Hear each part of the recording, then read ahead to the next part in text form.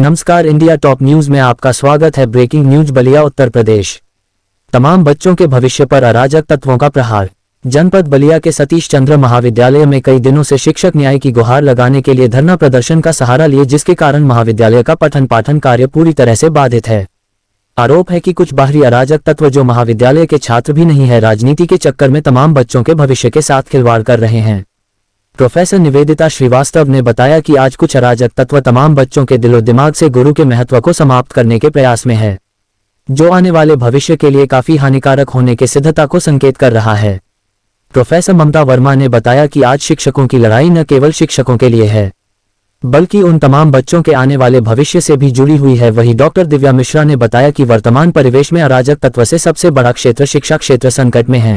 उनकी कोई परेशानी है तो हमारा सेल बना हुआ, काउंसलिंग सेल बना हुआ, तरह तरह के विभाग बने हुए, आप उसमें भी शिकायत करिए। समस्या वो नहीं पैदा कर रहे, समस्या वो पैदा कर रहे हैं जो बाहर जाके राजनीति कर रहे हैं और हमारे विद्यालय में आके बच्चियों को और लड़कों को गुमराह कर रहे हैं या फिर उनको पढ़ाई से में व्यवधान डाल रहे हैं। मैं डॉक्टर दिव्या मिश्रा, अंग्रेजी विभाग, कुंवर सिंह पीजी कॉलेज बलिया से। क्या कहेंगे इस मामले पर, आपका क्या विचार है?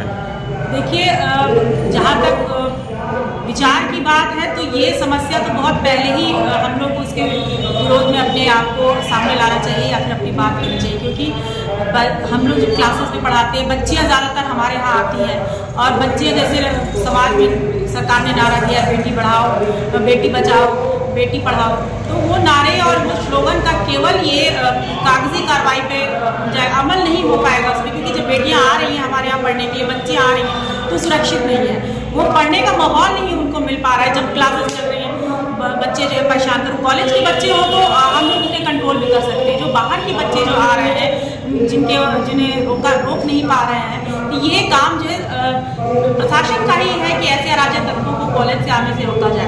बच्चियाँ सुरक्षित नहीं है और कॉलेज तक आ रही है, ये बड़ी बात है, हम उन्हें पढ़ा रहे हैं, लेकिन वो असुरक्षित है तो कितने दिन तक आपका ये नारे जो है वो कागजी कार्रवाई पे रह पाएंगे, कितने दिन तक वो मतलब एप्लीकेबल नहीं हो पाएंगे समाज में। तो क्या आपका ये मानना है कि वर्तमान परिवेश में विद्या विवादाय धनम मदाय शक्ति ही परेशान परिपीडनाय खल से साधुर विपरीत में तत् ज्ञानाय दानाय च रक्षणाय, इस श्लोक धूमिल नजर आ रहा है? बिल्कुल धूमिल नजर आ रहा है, क्योंकि देखिए आज के समय में सबको समान शिक्षा का अधिकार है, लड़का हो चाहे लड़की, लेकिन लड़कियों को सुरक्षित रखना, उनको सुरक्षित अपने घर से आ रही है और घर पे वापस जा रही है, दायित्व हमारा है।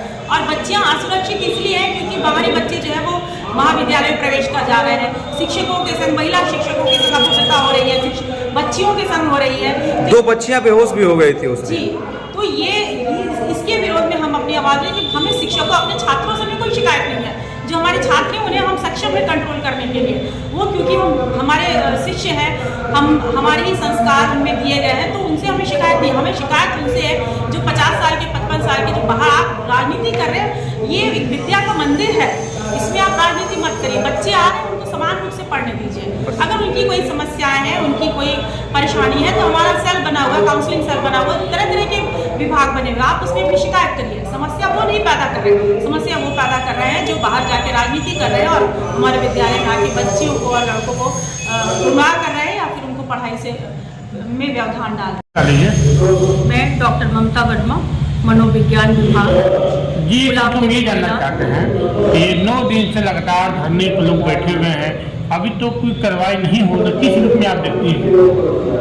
ये हम लोग के लिए बहुत अफसोस की बात है कि एक शिक्षक जो है, जो समाज के निर्माण का दायित्व निर्वहन करता है, उसके साथ ऐसी घटनाएं हो रही हैं और प्रशासन मुंह बना इसको देख रहा है। देखिए, शिक्षकों का दायित्व न केवल कक्ष की शिक्षा तक सीमित है, बल्कि वह समाज में भी जो है सुधार का काम करता है। ये अफसोस की ही बात है और डीएम महोदया से मेरी गुजारिश है, पूरे प्रशासन से गुजारिश है कि आप इस बात को सुनिए, क्योंकि हमने अपना काम कर दिया है, हमने चिन्हित करके अराजक तत्वों को आपके सामने दे दिया है और आप हमारा साथ नहीं दे रही हैं। अगर हमारा साथ आप दे दें तो हम जो है इस समाज के निर्माण का काम करेंगे, हम जो है वांछित गतिविधियों में लगेंगे और ऐसे अवांछित तत्वों को बाहर निकालेंगे। एक बार सुनिए और इन तत्वों को पकड़ करके बाहर कीजिए। शिक्षक ने अपना काम कर दिया है, गुरुर ब्रह्मा, गुरुर विष्णु, गुरुर देव महेश्वर। आपके शिक्षक पर 2 मुकदमे ला दिए गए हैं, उसको किस रूप में आप देखते हैं?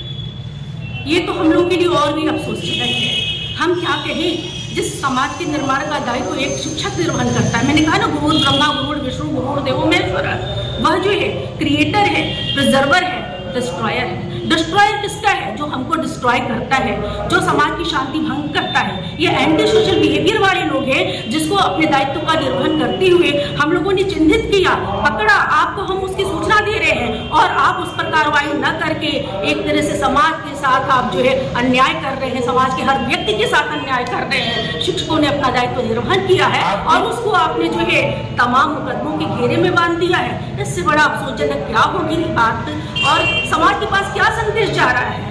जब आपने जो मुकदमा कर दिया है तो ऐसे शिक्षकों को जब मान नहीं मिलेगा तो समाज का सर्वनाश हो जाएगा। इसलिए आप सचेत होइए और शिक्षकों का साथ दीजिए। एक आपकी शिक्षक पर मुकदमे में उनकी गिरफ्तारी करने के लिए जो बाहरी लोग हैं वो भूख हड़ताल पर बैठे हुए हैं, उनका ये कहना है कि शिक्षक को गिरफ्तार करके जेल भेजा जाए।